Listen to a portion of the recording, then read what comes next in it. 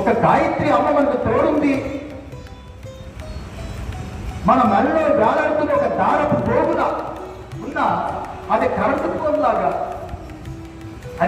పోల్లాగా ఆ కరెంటు పోలికున్న తీగలకున్న శక్తి ఆ బలుపు ఎలా వెలిగిస్తుందో మనలో ఉన్న దారపు పోగు మన బుద్ధిలో ఉన్న జ్ఞానాన్ని సూర్యుడి యొక్క ప్రకాశాన్ని కలిగిస్తున్న జ్ఞానం లేకుండా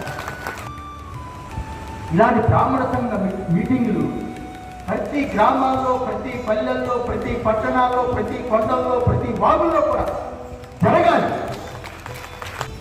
ఇది పిల్లలు తీసుకురావాలి, మనవలు తీసుకురావాలి. మీలో ఉన్న చైతన్యాన్ని కలిగించడానికి మాట్లాడడానికి వచ్చింది తప్ప ఇక వేరే విషయం కాదు. నేను కోరుతున్నానంటే జాతి సంఘటితం కావాలి. వనభోజనం బ్రాహ్మణ సమాజం అంతా కలిసి వైదిక కర్మలు, శ్రాద్ధ కర్మలు, అగ్నిహోత్ర కర్మలు, పౌరోహిత్య విషయాలు చక్కగా మాట్లాడుకునే వేదిక ఉంది.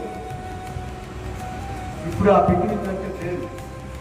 ఇప్పుడు మన సమాజాన్ని రక్షించే సభలు కావాలి.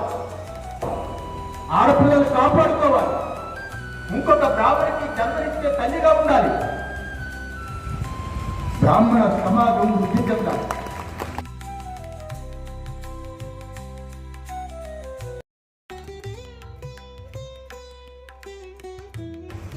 ఒక గాయత్రి అమ్మ మనకు తోడుంది. మన మెడలో వేలాడుతున్న ఒక దారపు పోగులా ఉన్న అది కరెంటు పోల్లాగా ఆ కరెంటు పోలికున్న తీగలకున్న శక్తి ఆ బలుపు ఎలా వెలిగిస్తుందో మనలో ఉన్న దారపు పోగు మన బుద్ధిలో ఉన్న జ్ఞానాన్ని సూర్యుడి యొక్క ప్రకాశాన్ని కలిగిస్తున్న జ్ఞానం లేకుండా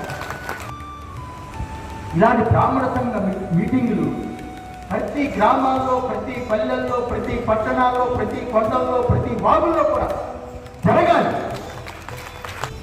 ఇది పిల్లలు తీసుకురావాలి, మనవలు తీసుకురావాలి. మీలో ఉన్న చైతన్యాన్ని కలిగించడానికి మాట్లాడడానికి వచ్చింది తప్ప ఇక వేరే విషయం కాదు. నేను కోరుతున్నానంటే జాతి సంఘటితం కావాలి. వనభోజనం బ్రాహ్మణ సమాజం అంతా కలిసి వైదిక కర్మలు, శ్రాద్ధ కర్మలు, అగ్నిహోత్ర కర్మలు, పౌరోహిత్య విషయాలు చక్కగా మాట్లాడుకునే వేదిక ఉంది. ఇప్పుడు ఆ పిక్నిక్ లేదు. ఇప్పుడు మన సమాజాన్ని రక్షించే సభలు కావాలి. ఆడపిల్లలు కాపాడుకోవాలి.